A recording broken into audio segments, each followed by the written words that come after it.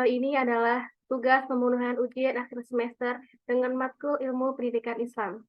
Daftar pembahasan yang pertama, konsep ilmu dasar pendidikan Islam. Yang kedua, sumber dan dasar ilmu pendidikan Islam.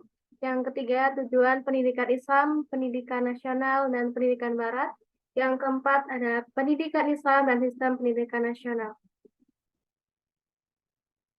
Yang kelima, hubungan pendidikan Islam dengan pendidikan nasional. Yang keenam, pendidikan peserta didik dalam perspektif pendidikan Islam. Selanjutnya, yang ketujuh ada asas-asas dari pendidikan Islam. Yang kedelapan, pendekatan strategi, metode, dan teknik dalam pendidikan Islam. Yang kesembilan, komponen media dalam pendidikan Islam dan kurikulum pendidikan Islam. Yang kesepuluh, pengembangan materi dan evaluasi dalam pendidikan Islam. Yang ke-11, tanggung jawab dan penanggung jawab dalam pendidikan Islam. Yang terakhir adalah yang ke-12, sistem pendidikan Islam di Indonesia dan permasalahannya. Yang terakhir ada periodisasi pendidikan Islam, pendidikan di era revolusi industri 4.0 dan di era merdeka belajar. Yang pertama itu pembahasan tentang konsep ilmu dasar pendidikan Islam. Jadi, ilmu pendidikan Islam adalah konsep ilmu pendidik yang berlandaskan ajaran Islam yang teori dan konsep-konsepnya digali dan dikembangkan melalui pemikiran dan penelitian ilmiah berdasarkan tuntunan dan petunjuk Al-Quran dan Sunnah. Al-Quran bukan buku pendidikan, tetapi sesuai dengan tujuan dan fungsinya. Ilmu pendidikan Islam tidak dapat disebut sebagai filsafat pendidikan Islam atau cabang filsafat pendidikan Islam. Karakteristik dan ilmu pendidikan Islam ditegakkan atas dasar prinsip keilmuan sebagaimana disiplin ilmu lainnya yang memiliki objek yang jelas, logis, memiliki struktur yang sistematis, memiliki metode yang spesifik, serta memiliki evidensi empirik yang secara kumulatif akan terus berkembang. Ilmu pendidikan umumnya, khususnya ilmu pendidikan Islam, memiliki dua objek, yaitu yang pertama ada objek materi dan yang kedua ada objek formal. Objek materinya adalah manusia yang sedang berkembang, yaitu manusia yang sedang mengalami pertumbuhan di dunia ini yang didasarkan pada pandangan Islam sesuai konsep Al-Mahdi, Hilal Mahdi.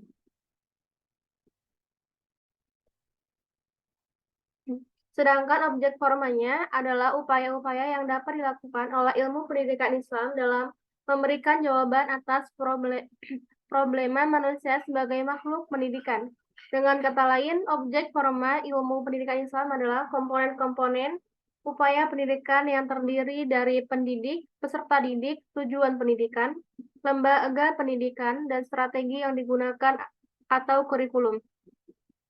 Ada tiga hal yang menjadi manfaat yang dapat membantu pendidik dan tenaga pendidikan, yaitu yang pertama yaitu menyusun dan mengemukakan konsep, teori, paradigma, dan asumsi-asumsi pendidikan yang sesuai dengan pandangan Islam melalui pemikiran dan penelitian yang dilaksanakan secara teratur dan sistematis untuk memperoleh kebenaran yang logis dan rasional.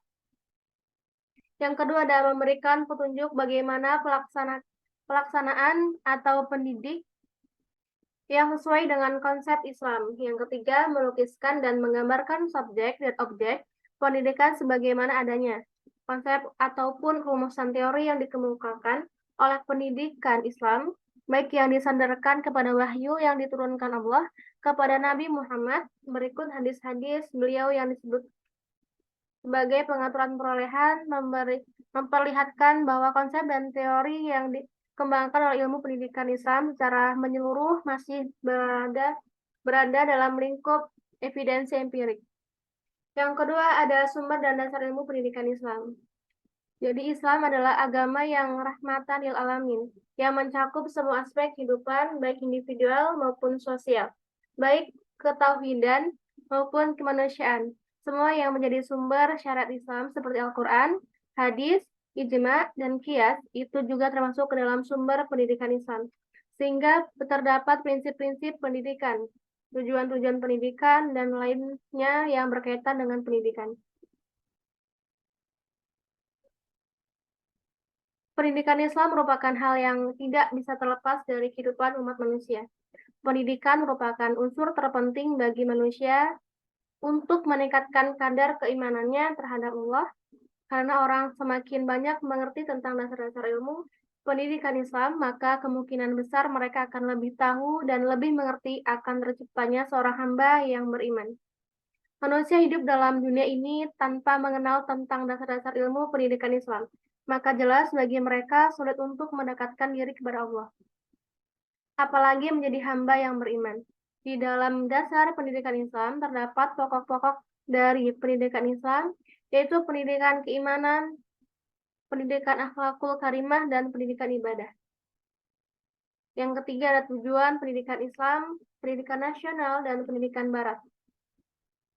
Pembahasan pertama itu tentang tujuan pendidikan Islam adalah perwujudan nilai-nilai Islami dalam pribadi peserta didik yang diperoleh dari pendidik muslim melalui proses yang terfokus pada pencapaian hasil yang berkepribadian Islam yang beriman dan bertakwa kepada Tuhan Yang Maha Esa, berakhlak mulia, sehat, berilmu, dan cakap. Pendidikan Islam adalah pendidikan yang seluruh komponen atau aspeknya didasarkan pada ajaran-ajaran Islam. Visi, misi, tujuan, proses belajar, mengajar, pendidik, peserta didik, hubungan pendidik dan peserta didik, kurikulum, bahan ajar, sarana, prasarana, pengelolaan lingkungan, dan aspek atau komponen pendidikan lainnya didasarkan pada ajaran Islam. Itulah yang disebut dengan pendidikan Islam atau pendidikan yang Islami. Yang kedua, fungsi dari pendidikan nasional, yaitu mengembangkan kemampuan dan membentuk watak serta peradaban bangsa yang bermartabat dalam rangka mencerdaskan kehidupan bangsa, bertujuan untuk berkembangnya potensi peserta didik agar menjadi manusia yang beriman dan bertakwa kepada Tuhan Yang Maha Esa, berakhlak mulia, sehat, berilmu, dan cakap. Yang ketiga ada tujuan pendidikan barat. Pendidikan diarahkan untuk melahirkan individu-individu pragmatis yang bekerja untuk meraih kesuksesan materi dan profesi sosial untuk akan kemakmuran diri, perusahaan, dan negara. Tidak melihat untuk abad selanjutnya. Teori pendidikan barat membagi tujuan pendidikan menjadi dua pandangan besar. Yang pertama adalah social centered, yang melihat pendidikan sebagai kendaraan untuk menciptakan warga negara yang baik. Argumentasi dari pendekatan ini karena manusia adalah makhluk sosial dan pengetahuan itu dikonstruksikan oleh lingkungan, maka pendidikan harus mampu mempersiapkan manusia agar memiliki peran dan beradaptasi dengan baik dalam lingkungannya. Yang kedua adalah skill atau person centered position, yaitu yang lebih menekankan kebutuhan, kemampuan, dan ketertarikan. Yang keempat ada sistem pendidikan Islam dan sistem pendidikan nasional. Nah itu yang pertama, sistem pendidikan Islam adalah keseluruhan dari bagian-bagian yang saling bekerja sama atau unsur-unsur yang disusun secara teratur dan saling berkaitan dalam rangka membentuk manusia yang berkepribadian muslim berdasarkan nilai-nilai ajaran Islam yang berdasarkan kepada Al-Quran dan Al-Sunnah. Unsur-unsur pendidikan Islam adalah saling terkait dan berantai, baik secara operasional maupun situasional dan non-situasional. Dengan demikian, maka antara unsur yang satu dengan unsur yang lainnya merupakan satu kesatuan perangkat secara teratur membentuk suatu totalitas yang terpadu dari suatu kegiatan. Akhirnya terbentuk suatu sistem pendidikan yang disebut dengan sistem pendidikan Islam untuk mencapai tujuan pendidikan Islam itu sendiri. Sistem pendidikan Islam dan sistem pendidikan nasional, bila dilihat dari aspek prosesnya, adalah saling mempengaruhi. Hal ini nampak dalam usaha masyarakat dan pemerintah. Akhirnya pendidikan agama menjadi mata pelajaran di sekolah. Yang kedua ada sistem pendidikan nasional. Undang-Undang Sistem Pendidikan Nasional atau Sisdiknas secara resmi diatur dalam Undang-Undang Nomor 20 Tahun 2003 yang isinya mengatur terkait sistem pendidikan yang berlaku di Indonesia. Dalam regulasi tersebut, sistem penyelenggaraan pendidikan wajib menerapkan beberapa prinsip penting, diantaranya yaitu pendidikan wajib diselenggarakan dengan cara demokratis, berkeadilan, serta tidak bersifat diskriminatif. Untuk itu, penyelenggaraan pendidikan wajib dilakukan dengan menjunjung tinggi nilai-nilai HAM atau hak asasi manusia, nilai agama, nilai budaya, serta kemajemukan bangsa dengan satu kesatuan sistematis melalui sistem terbuka dan multi makna. Visi dan misi pendidikan nasional mewujudkan pendidikan yang relevan dan berkualitas tinggi, merata dan berkelanjutan, didukung oleh infrastruktur dan teknologi. Mewujudkan pelestarian dan kemajuan kebudayaan serta pengembangan bahasa dan sastra, mengoptimalkan peran serta seluruh pemangku kepentingan untuk mendukung transformasi dan reformasi pengelolaan pendidikan dan kebudayaan. Yang kelima ada hubungan pendidikan Islam dengan pendidikan nasional. Hubungan antara pendidikan Islam dalam pendidikan nasional adalah berusaha secara beriringan dalam pengembangan dan pembinaan iman, akhlak, moral, budi pekerti, dan penguasaan ilmu dan pengetahuan bagi seluruh bangsa Indonesia. Hubungan antara pendidikan Islam dengan pendidikan nasional yaitu erat satu sama lain. Pendidikan Islam merupakan bagian penting dari sistem pendidikan nasional. Salah satu tujuan pendidikan nasional adalah menjadikan manusia seimbang dari segi intelektual, dan pendidikan yang berdasarkan nilai-nilai agama kepada Tuhan Yang Maha Esa. Maka pendidikan Islam sangat berperan dalam pencapaian tujuan pendidikan tersebut. Pendidikan Islam di Indonesia dilaksanakan secara terencana dan sistematis untuk mengembangkan potensi peserta didik berdasarkan pada kaidah dan nilai-nilai Islam. Pendidikan Islam tidak hanya mempelajari ilmu agama saja, tetapi sudah berkembang mempelajari ilmu-ilmu lainnya. Yang keenam ada pendidikan peserta didik dalam perspektif pendidikan Islam.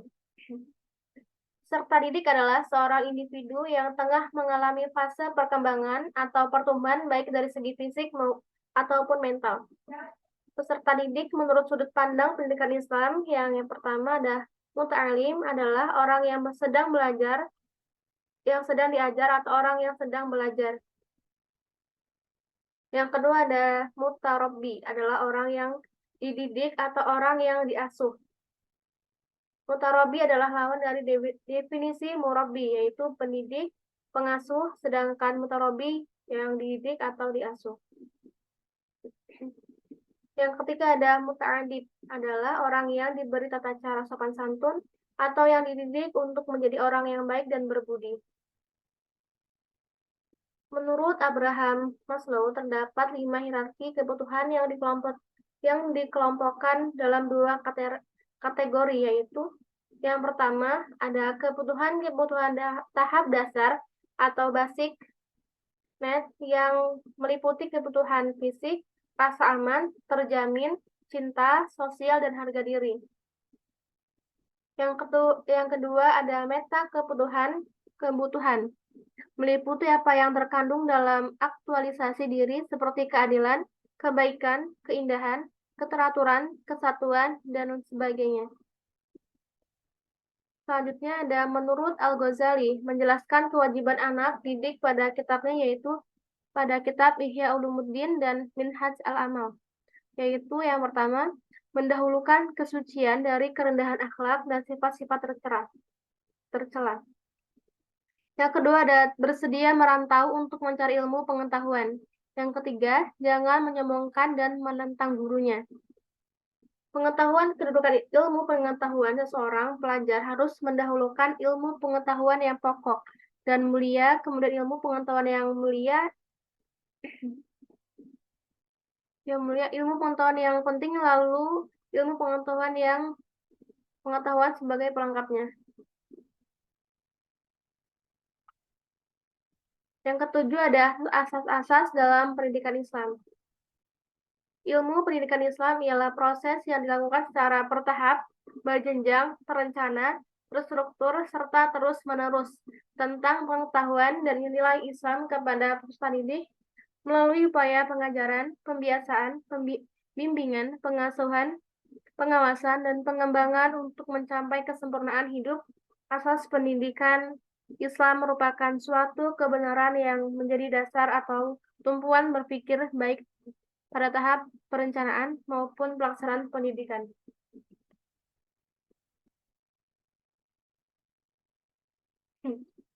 Asas-asas ilmu pendidikan Islam diantaranya, yang pertama ada asas Tutpuri Handayani, yang kedua ada asas belajar sumber hidup, yang ketiga ada asas kemandirian dalam belajar, yang keempat ada asas keyakinan, dan yang kelima adalah asas keteladanan.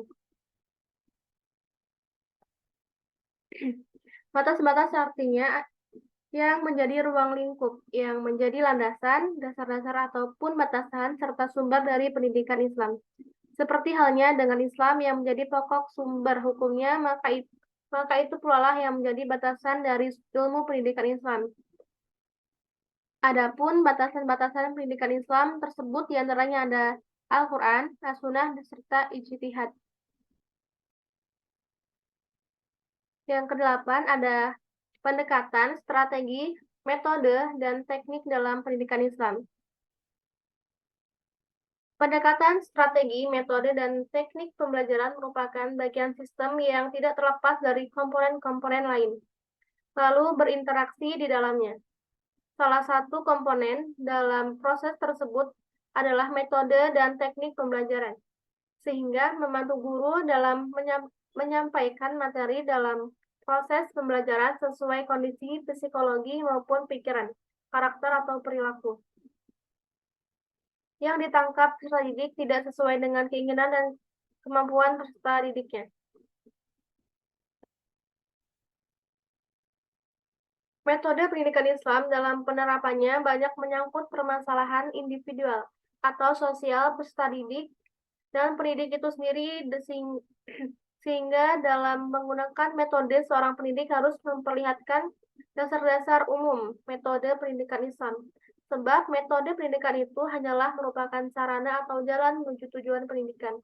Sehingga segala jalan yang ditempuh oleh seorang pendidik haruslah mengacu pada dasar-dasar metode pendidikan tersebut.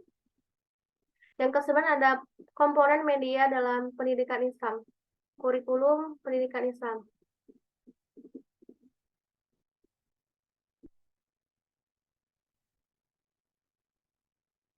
Media pembelajaran sangat penting dipahami dan digunakan guru agama Islam dalam melaksanakan pembelajarannya, agar tercapainya tujuan pembelajaran yang telah ditetapkan.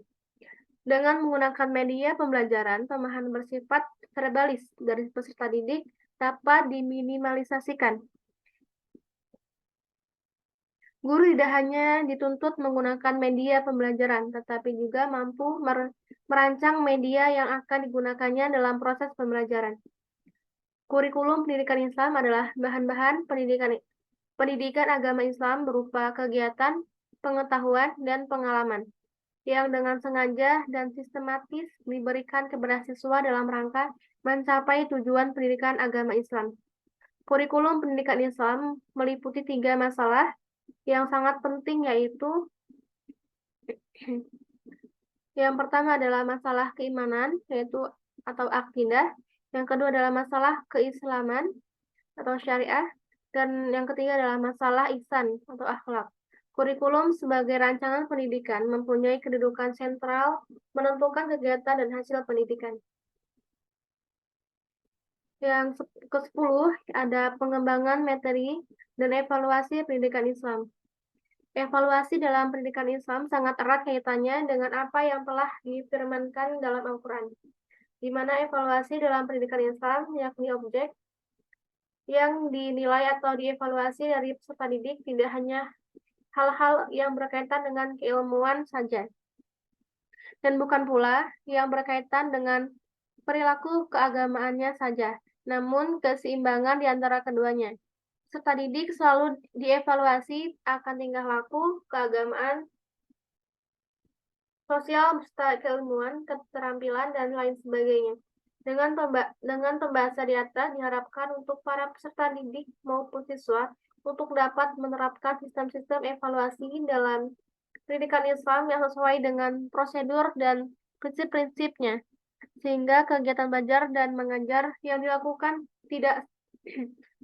di sekolah dapat mencapai hasil yang maksimal, dan diharapkan setelah melaksanakan evaluasi dapat mengetahui kekurangan, kendala, bahkan solusi yang dapat diterapkan sehingga menjadi proses belajar mengajar yang lebih efektif.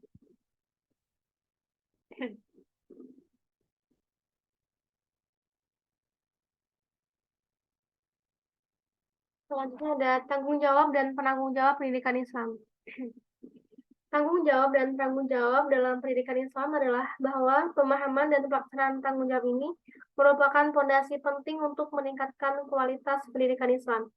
Guru, orang tua, dan masyarakat memiliki peran krusial dalam memberikan pendidikan yang kokoh secara moral dan spiritual. Kesadaran akan tanggung jawab ini Kesadaran akan tanggung jawab ini dan adaptasi terhadap perubahan zaman dan teknologi sangat penting dalam menjaga relevansi pendidikan Islam di masa kini. Yang ke-12 ada sistem pendidikan Islam di Indonesia dan permasalahannya. Poin yang pertama yaitu sistem pendidikan Islam. Umumnya yang digunakan dalam pendidikan Islam yaitu tarbiyah atau pengetahuan tentang Arab, taklim, ilmu teoritik, kreativitas, komitmen tinggi dalam pengembangan ilmu, serta sikap hidup yang menjunjung tinggi nilai-nilai ilmiah. Ya, selanjutnya ada ta'dib atau integrasi ilmu dan amal. Poin berikutnya ada pengertian pendidikan Islam. Pendidikan tradisional dan pendidikan modern sebagai akibat dari usaha-usaha pembaruan pendidikan Islam yang dilaksanakan dalam rangka untuk mengejar kekurangan dan ketinggalan dari dunia barat dalam segala aspek kehidupan. Maka terdapat kecenderungan adanya kedua dalam sistem pendidikan umat Islam. Poin berikutnya ada pengertian problematika pendidikan Islam, yaitu adalah masalah-masalah yang terjadi dalam pendidikan Islam.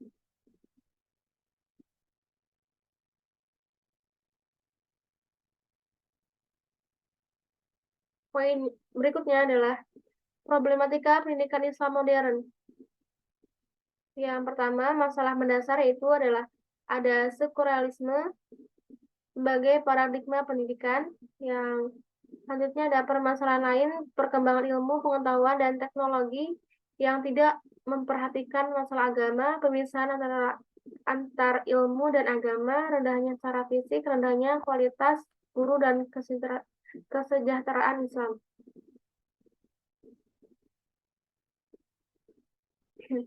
Berikutnya adalah solusi problematika pendidikan Islam. Solusi problem mendasar ada sekuleralisme sebagai paradigma pendidikan.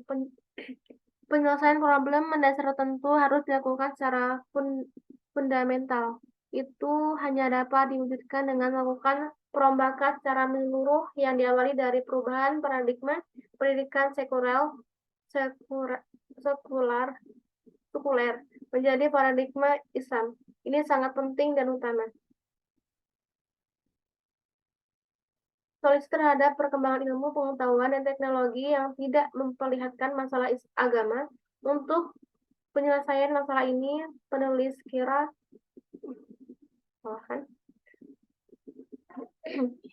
solusi terhadap perkembangan ilmu, pengetahuan, dan teknologi yang tidak memperlihatkan masalah agama. Untuk penyelesaian masalah ini, pendidikan Islam harus segera menguasai pendidikan berbasis teknologi agar pendidikan Islam tidak jauh tertinggal dalam pendidikan. Selanjutnya adalah solusi tentang pemisahan antar ilmu dan agama. Pemisahan antara ilmu dan agama hendaknya segera dihentikan dan menjadi sebuah upaya penyatuan keduanya dalam satu sistem pendidikan integralistik. Yang terakhir ada periodisasi pendidikan Islam dan pendidikan di era revolusi industri 4.0 dan di era merdeka belajar.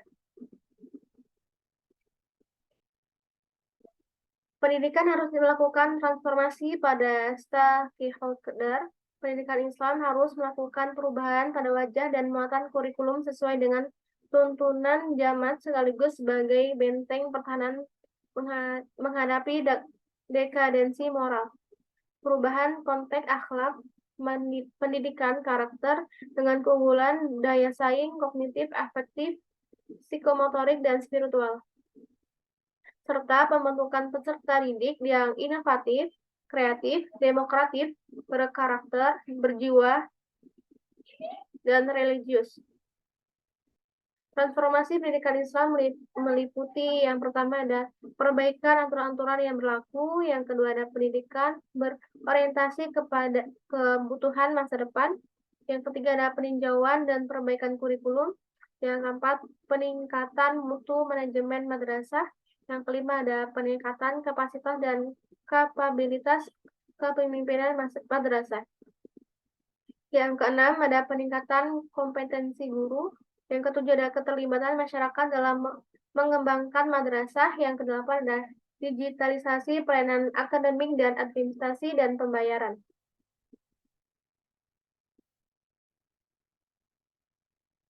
Era industri 4.0 merupakan fenomena yang mengubah paradigma industri dalam penggabungan teknologi digital dan fisik untuk menciptakan sistem produksi yang lebih efisien, fleksibel, dan terhubung. Sedangkan pendidikan era revolusi industri 4.0 adalah fenomena yang merespon kebutuhan revolusi industri dengan penyesuaian kurikulum baru sesuai situasi saat ini. Kurikulum tersebut mampu membuka jendela dunia melalui genggaman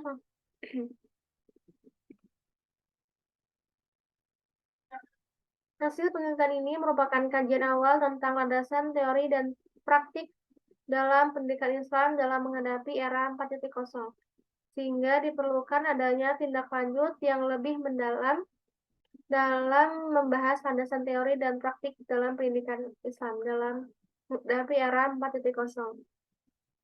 Pada penelitian berikutnya bisa menggunakan penelitian studi kepustakaan mengenai landasan teori dan praktis pendidikan Islam dalam menghadapi era 4.0 ini dengan membuat penelitian pengembangan ataupun penerapan yang dengan merujukan pustaka mengenai landasan teori dan praktis pendidikan Islam dalam menghadapi era 4.0.